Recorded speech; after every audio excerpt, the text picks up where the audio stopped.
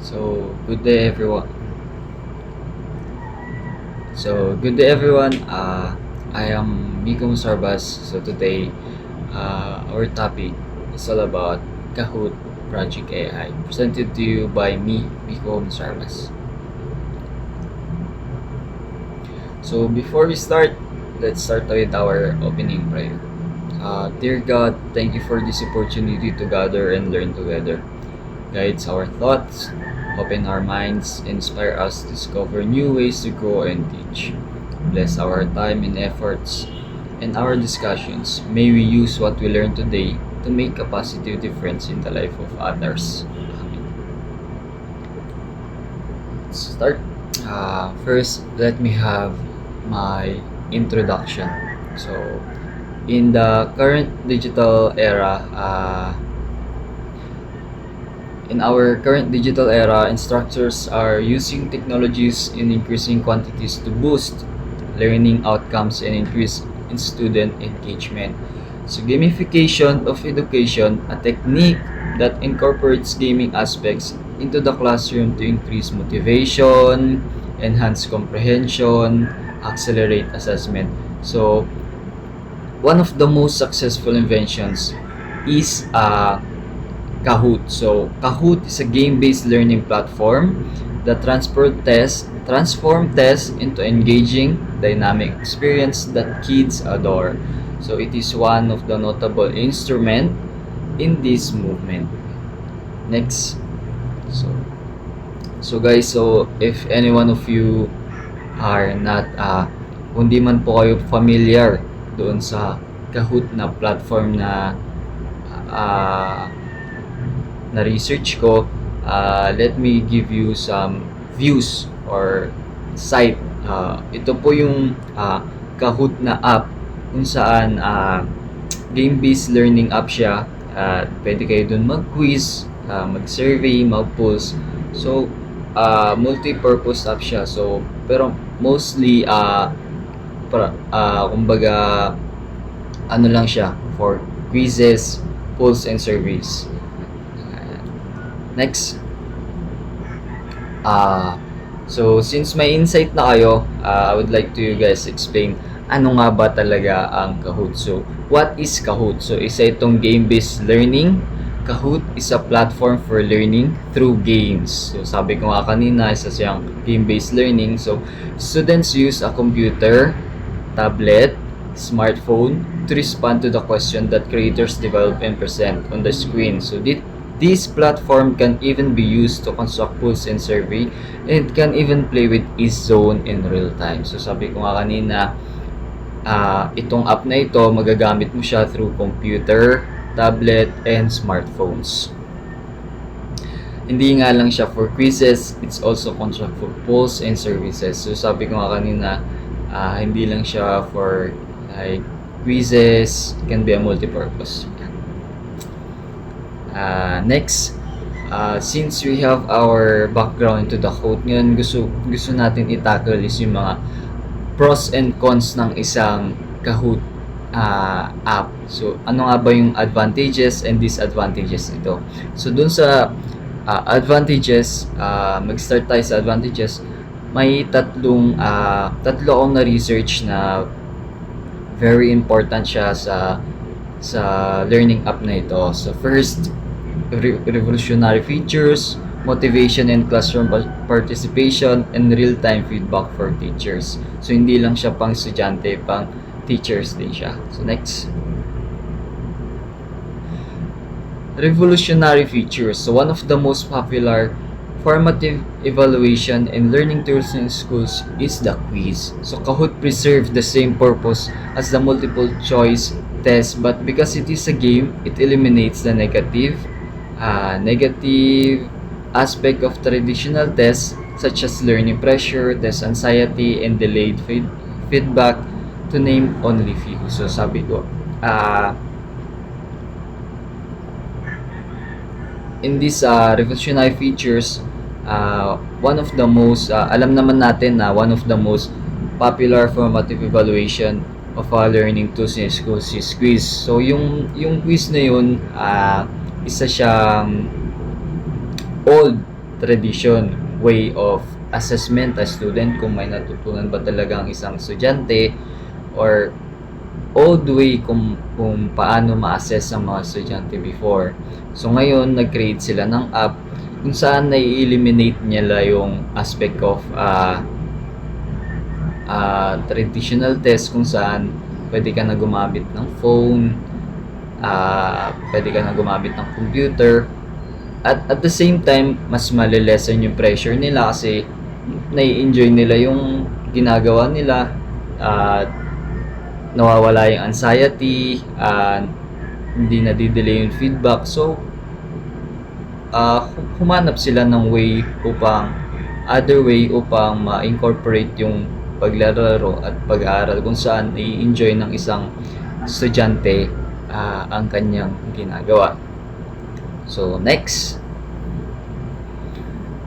Motivation and classroom participation. So, students can learn with Kahoot without being aware that they are taking quizzes. Additionally, students stated that using Kahoot in class had increased their motivation and level of engagement. Furthermore, a study indicate that platform, sound impact, and point collecting mechanism were the primary elements promoting student participation and engagement. So, yun nga. So, according to research, mas mataas nga talaga ang participation ng isang estudyante when it comes to quizzes, na furthermore, yun nga, na proof nila sa study na kung mas na-enjoy ng isang estudyante ang ginagawa nila, mas nakakapag-cope up sila. So, yun, the next one.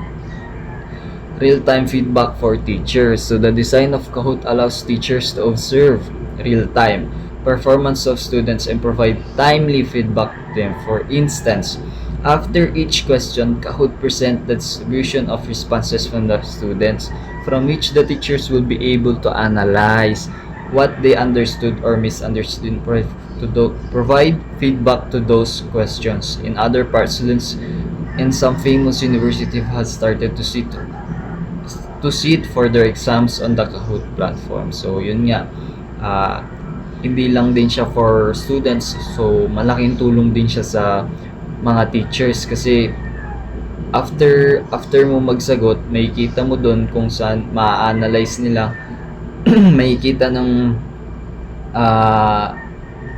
software kung sino yung mga nagsagot. At the same time, yung teacher ma-analyze niya and makikita niya kung ano yung mga dapat pag-i-improve ng isang estudyante, at napaka timely feedback for them. So, other than that, it's not only for students, it's also for teachers. And next. Now, pumunta naman tayo sa disadvantages ng isang pagkakaroon na isang Kahoot app. So, hindi lang siya puro advantages. So, itong app na ito, sabi nga nila, pag sobra, lahat ng sobra ay masama. So, ito yung mga disadvantages na Kahoot. Sorry. Technical restraints first, and the second, risk of distraction since may mga phones nga. Then pangatlo, misleading follow-up. So, punta na tayo dun sa first. Let me explain to you guys. Technical restraints. To participate in Kahoot, a student must bring their own personal devices. So, as a result, it might not be appropriate for certain schools with limitations or without electronic gadgets. Additionally, in order to utilize the capability of the app, Kahoot needs an online connection. As a result, many students may miss out on Kahoot appealing features. So, doon nga, in this situation naman, not everyone can afford, not everyone can afford na magkaroon ng sarili nilang devices. So as a student, 'di ba, you're not yet capable of having those kind of things. So In Kahoot kasi, kailangan siya ng device, internet. So, ang sinasabi dito, ah, yung ibang schools, ibang mga students nagkakaroon ng limitations kung saan hindi sila nagkakaroon ng need nila ng internet, kung saan minsan kung nasa ibang province ka or ano, hindi ganun kaganda yung ah, mga signals. So, marami pang disadvantages ang isang Kahoot learning app. At next, risk of distraction. So, sabi ko nga kanina, students may also be attracted to Kahoot's game experience in certain cases, even despite of the educational material. For instance, some students with lower achievement levels might not even analyze the question. Instead, they might just simply enjoy the thrill of winning from random selections. As a result, the goal of exchange information and skills will be diminished.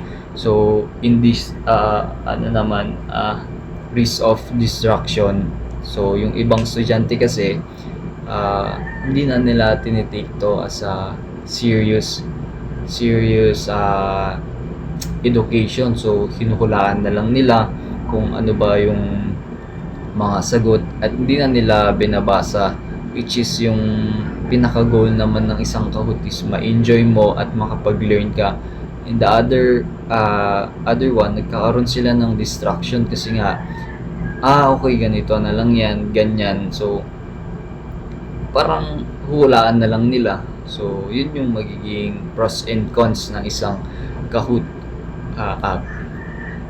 And then lastly, misleading follow-up. So furthermore, the fact that students utilize usernames to play the games and occasionally unsuitable nicknames makes it more difficult for teacher to keep an eye on his students. So may mga estudyante kasi na pinagtitripan yung mga names nila, which is not good kasi hindi, as a teacher, as educators, hindi mo ma-identify kung sino yung estudyante na yun, kung sino yung kasi it is a form of evaluation eh. So you need to know your students. So kung yung students na yun hindi siya nagsabi ng totoo niyang name, so how would you help the progress kung ano pa yung matutulong mo sa kanya when and others are just playing with it. So for the most basic of the reason, it is possible to trace an anonymous learner, so which makes the Kahoot experience somewhat perfect. Putting another way, Armat's approach to education. So yun nga, lahat ng sobra masama. So at the same time, nakakatulong siya, pero for now, as educators, it must not be we must not be relying onto the app. So dapat magkaroon pa rin ng balance between each other, traditional and traditional and an app. So gusto kong sabihin, as a future educators, I would like my students to learn in an enjoyment way, and I would like my students to learn in a proper way. Yun lang. And then lastly, is Kahoot the future of teaching? So despite its drawbacks, Kahoot is widely used and appreciated. So sabi nga nila, despite doon sa drawbacks or yung mga pros and cons niya, mga disadvantages niya, it is widely used pa rin naman. So malaking tulong pa rin naman siya. So yun nga, sa future educators, we need pa rin talaga na i-balance it. So it's not just about enjoyment, it's about how students learn. So educators must use it wisely to balance fun and focus. So yun nga, as a educators, yun sinasabi ko na we must balance it wisely to balance fun and focus. Yun lang. And that's all. Any questions, guys? If you have further more questions, feel free to message me or contact me in any social platform. So